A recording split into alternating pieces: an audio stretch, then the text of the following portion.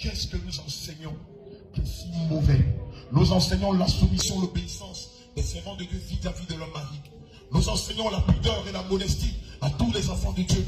Nous enseignons la retenue, le contentement, la justice, la vérité. Nous enseignons la sainteté de l'esprit, la sainteté du cœur et la sainteté du corps. Et on nous demande des raisons. On nous demande mais pourquoi est-ce que vous enseignez ça? C'est parce que le Seigneur a demandé d'enseigner. N'est-ce parce que le Christ a demandé d'enseigner si réellement nous voulons hériter du royaume des cieux? On va même jusqu'à porter plainte contre nous.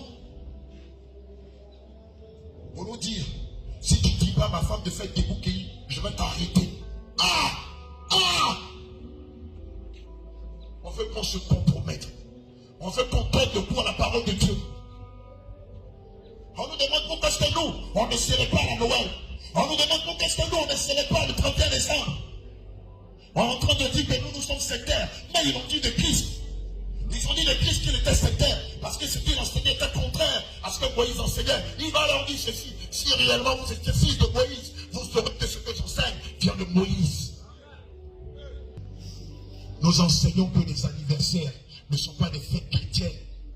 Elles sont des fêtes purement païennes. Les gens nous demandent des raisons. Mais bien aimé, comment tu lis ta parole? Comment tu lis la Bible? Ceux qui ont célébré des anniversaires dans la parole de Dieu, étaient-ils d'Israël ou étaient-ils des païens? Le Pharaon devant son partenariat, Hérode devant la tête de Jean-Baptiste, était-il chrétien? Était-il d'Israël? Non. On veut qu'on laisse de côté la parole. On veut nous pousser à laisser de côté la vérité pour faire la promotion du mensonge et acclamer le diable. Ce n'est pas ce à quoi le Seigneur nous a appelés. Bien aimé, je préfère avoir une église de 10 membres où nous adorons Dieu en esprit en vérité que d'avoir une église de 10 millions de membres dont j'ai la certitude qu'à la fin, tous iront en enfer. Et pour rien au monde, nous ne changerons. Ce que le Seigneur nous a appris depuis le départ. On nous demande de faire la promotion de la chair. On nous demande de faire la promotion de l'ennemi. On nous demande de faire la promotion du diable et de ses attraits. J'ai dit non, je ne le ferai jamais. Au même si on me plante une machette sur la tempe, je ne changerai jamais ce que Christ m'a appris.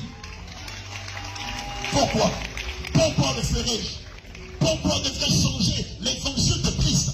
Pourquoi devrais-je changer un seul iota de la doctrine de Christ? Pourquoi le ferai-je? Pourquoi? Pour de l'argent, pour la gloire, pour des maisons, pour des voitures. Quoi? Pour des femmes. Quoi? Pour des hommes. Pourquoi? Pour être vu. Je préfère être pauvre et aller au ciel que d'être riche et aller en enfer. Alléluia.